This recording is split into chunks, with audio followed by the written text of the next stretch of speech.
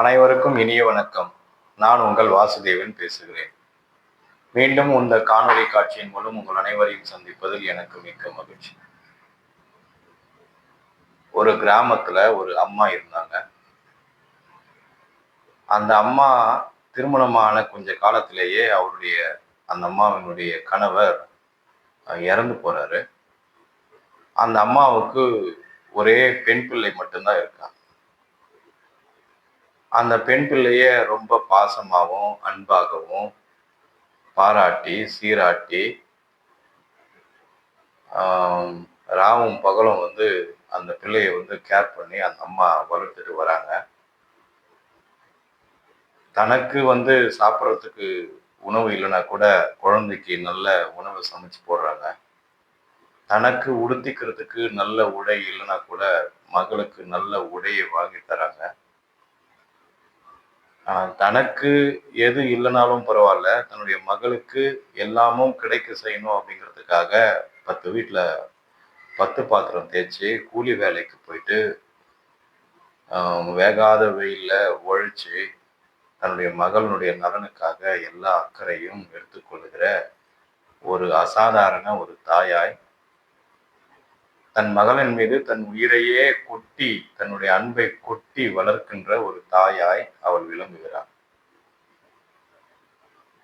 எப்படியாவது தன்னுடைய மகளை காப்பாற்றி நல்ல கரை சேர்த்துடணும், அவளுக்கு ஒரு நல்ல கல்வியை கொடுத்துடணும், ஒரு நல்ல வாழ்க்கையை தான் இருக்கும் பொழுதே அமைச்சு கொடுத்துடணும், தனக்கு பிறகு தன்னுடைய மகளை யார் பார்த்துப்பாங்க அப்படிங்கிறத மனசுல வச்சுக்கிட்டு தன்னுடைய மகளுக்கு தேவையான எல்லாவற்றையுமே பார்த்து பார்த்து பார்த்து பார்த்து தான் கஷ்டப்பட்டாலும் தன் மகள் கஷ்டப்படக்கூடாதுன்னு எந்த ஒரு கஷ்டத்தையுமே தன்னுடைய மகளுக்கு சொல்லாம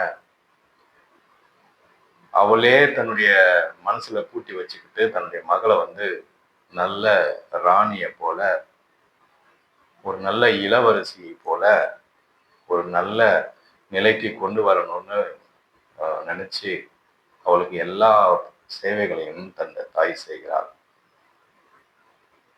தன்னுடைய மகளை அந்த சுற்று வட்டாரத்திலேயே ஒரு நல்ல பள்ளிக்கூடத்தில், பணக்காரர்கள் எல்லாம் படிக்கின்ற ஒரு பள்ளிக்கூடத்தில் தன்னுடைய மகளையும் சேர்த்து விட்டு அதற்கு தேவையான பணத்தினை சம்பாதிப்பதற்காக இரவும் பகலும் தன்னுடைய உடல் நலத்தையும் பாராமல், தன்னுடைய உடம்பையும் கூட பார்க்காம, தன்னுடைய சுக துக்கங்களை பார்க்காம, நல்ல நாள் கெட்ட நாள் பார்க்காம, மழை வெயில்னு பார்க்காம, ராவும் பகலுன்னு பார்க்காம, வயல்வெளிகளிலும் பொட்டல் காடுகளிலும் கூலி வேலையிலும் அடுப்படியிலும் கடந்து பணத்தை திரட்டி தன்னுடைய மகளை மற்றவர்களுக்கு இணையாக படிக்க வைக்கிறாங்க.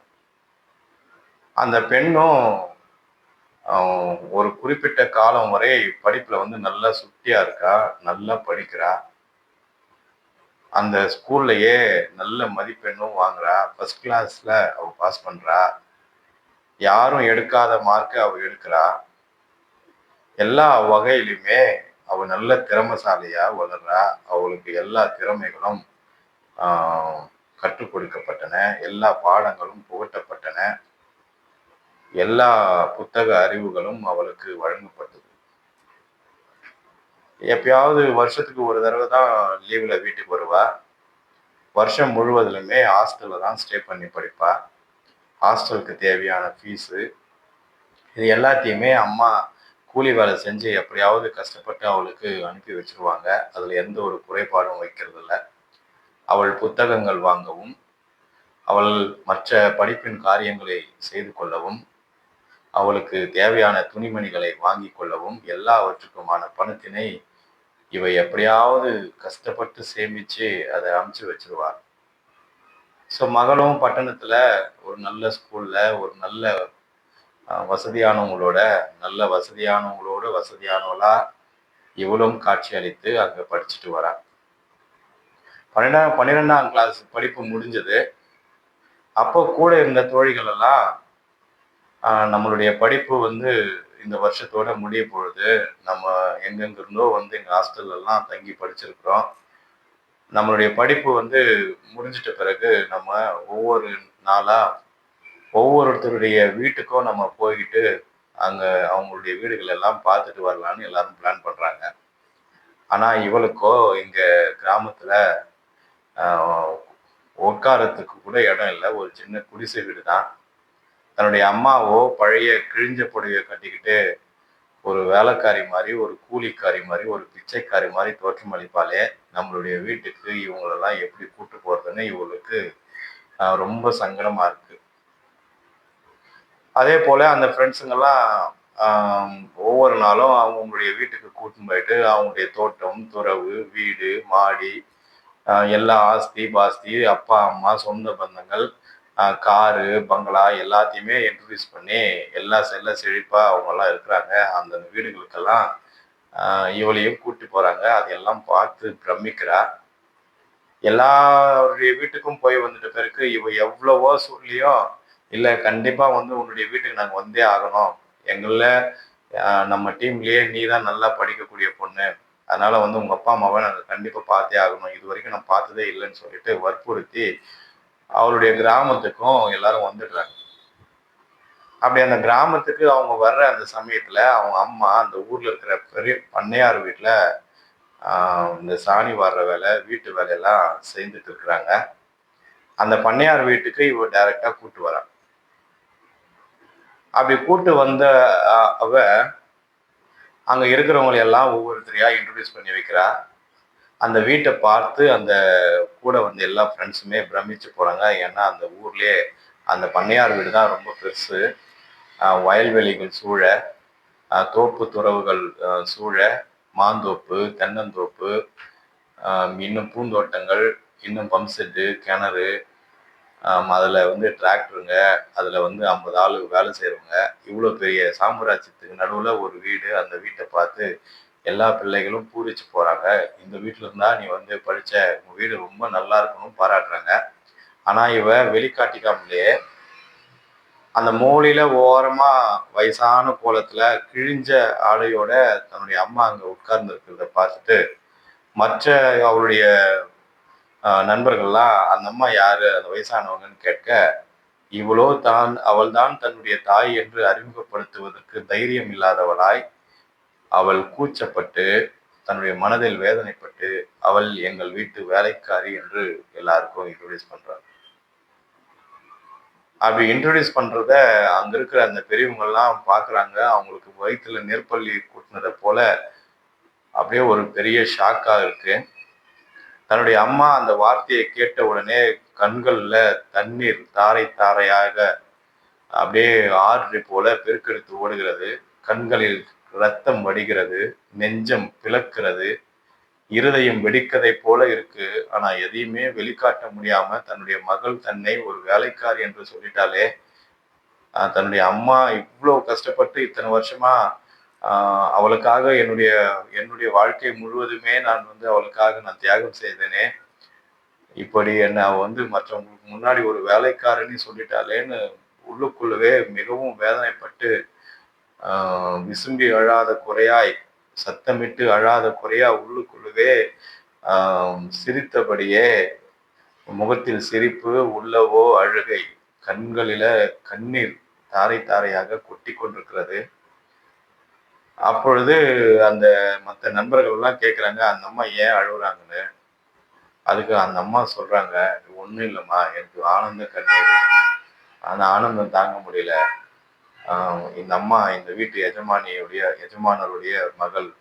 நான் இந்த வீட்டில் சாணி எடுக்கிறவ, மாடு பராமரிக்கிறவ, கூலி வேலை செய்கிறவ, பண்ட பாத்திரங்கள் எல்லாம் கழுவுறவ, வீட்டை கூட்டி பெருக்கிறவ, கூலிக்காரி, வேலைக்காரின்னு அவங்களுக்கு முன்னாடி அந்த அம்மா சொல்றத அந்த வீட்டு பண்ணையாள் வந்து அதை கவனிக்கிறாரு. நிறுத்தமா போதும் உன்னுடைய பஞ்ச வேஷத்தை, ஏன் இப்படி மறைக்கிறீங்க? நீங்க தான் அவளுடைய அம்மான்னு நீ ஏன் சொல்ல தயங்குறீங்க? நீங்க தயங்க தேவையில்லைன்னு அந்த பண்ணையார் உரத்த குரல்ல சத்தம் போட அங்கிருந்த ஃப்ரெண்ட்ஸுங்களுக்கெல்லாம் அது ஒரு ஆச்சரியமாகவும் அது ஒரு திடுக்கிடும் செய்தியாக அமைந்தது. அப்ப அந்த ஃப்ரெண்ட்ஸுங்கெல்லாம் பார்த்து சொல்றாங்க, இவங்க தான் அவங்க அம்மான்னு நீ உண்மையிலேயே சொல்லியிருந்தீனாக்கா உன் மேல இன்னும் எங்களுக்கு மதிப்புதான் கூடியிருக்கும், அன்புதான் கூடியிருக்கும்.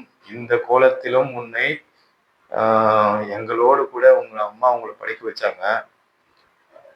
அதுக்கு நீ வந்து காலம் ஃபுல்லா அவங்களுடைய காலடியில இருந்த காலை அவங்களுடைய காலில் விழுந்து தொழுதா கூட அந்த பெத்த கடனை வந்து நீ தீர்க்க முடியாது.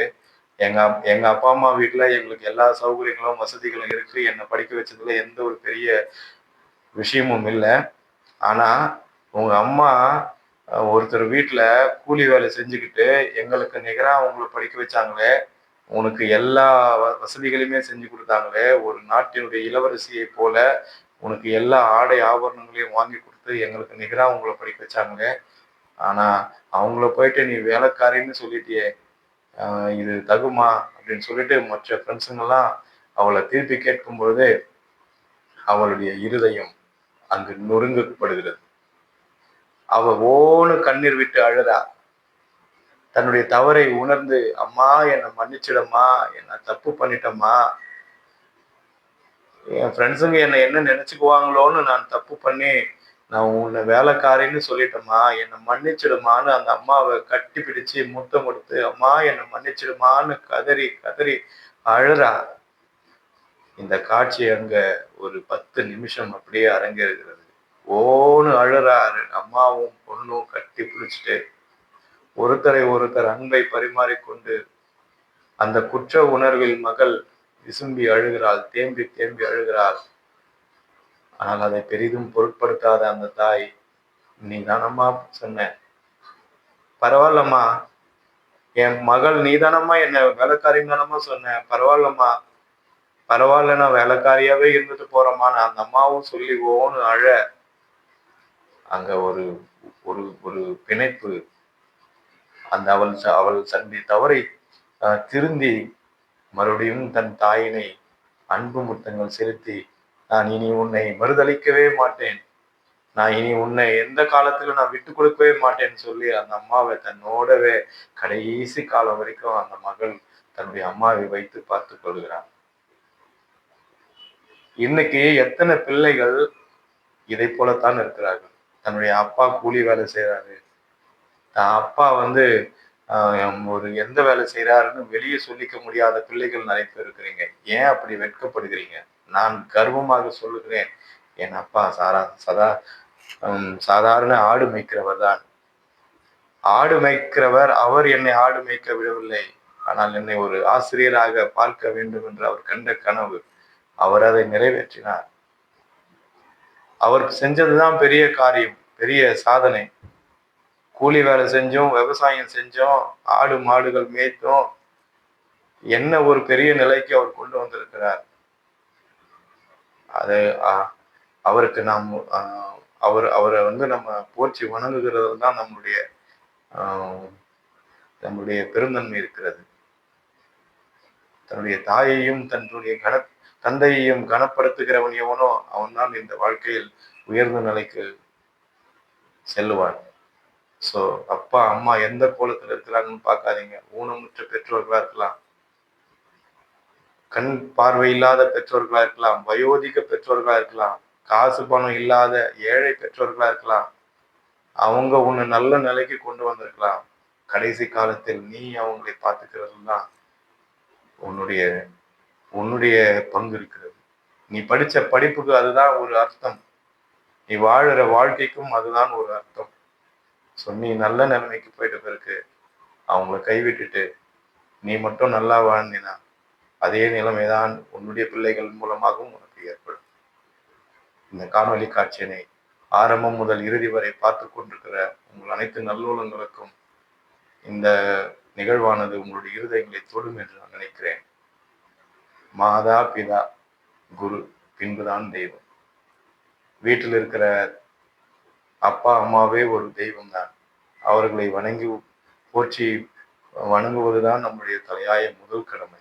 பின்புதான் கோயில்களில் இருக்கிற தெய்வம். ஸோ